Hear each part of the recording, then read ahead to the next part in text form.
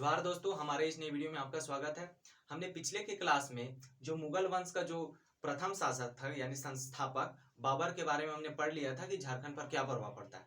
आज की क्लास में हम इसका जो दूसरा शासक है यानी बाबर का जो बेटा है हुमायूं के बारे में पढ़ेंगे कि झारखंड में क्या प्रभाव पड़ता है। तो बाबर का 4 बेटा था जिसमें हुमायूं एक था। तो हुमायूं और इसके भाइयों में क्या होता है कि विवाद चलने लगता है कि दूसरा शासक कौन बनेगा मुगल वंश का।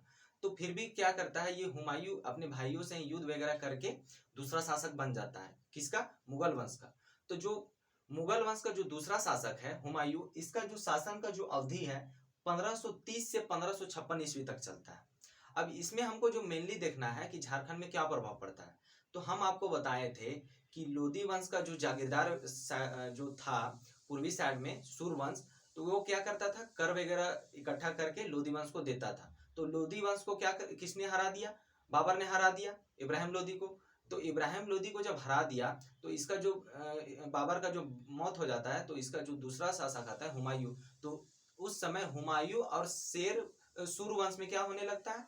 संघर्ष होने लगता है। तो जो सूरवंश जो मेनली था वो था अफगान से, इसलिए बोला जाता है मुगल अफगान संघर्ष। तो ये जो युद्ध वगैरह जो चलता है वो 1530 से 1540 ईस्वी तक चलता है।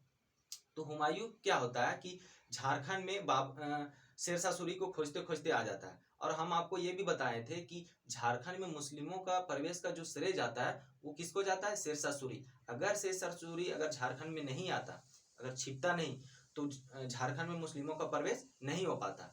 तो ये जो हुमायूं जो था वो रामगढ़ के, अभी के वर्तमान समय में रामगढ़ के भुरकुंडा नामक स्थान में शेरशाह सूरी को खोजते खोजते आ गया था।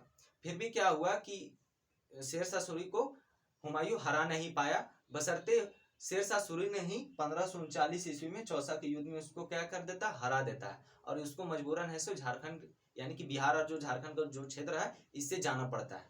और इसका जो अंतिम जो शासन जो चलता है वो 1556 ईस्वी तक चलता है, यानी इसका शासन यहीं तक चलता है। अब इसके बाद आ जाता है अकबर। तो उम्मीद करता हूँ कि ये वीडियो आपका अच्छा लगा होगा। धन्यवाद।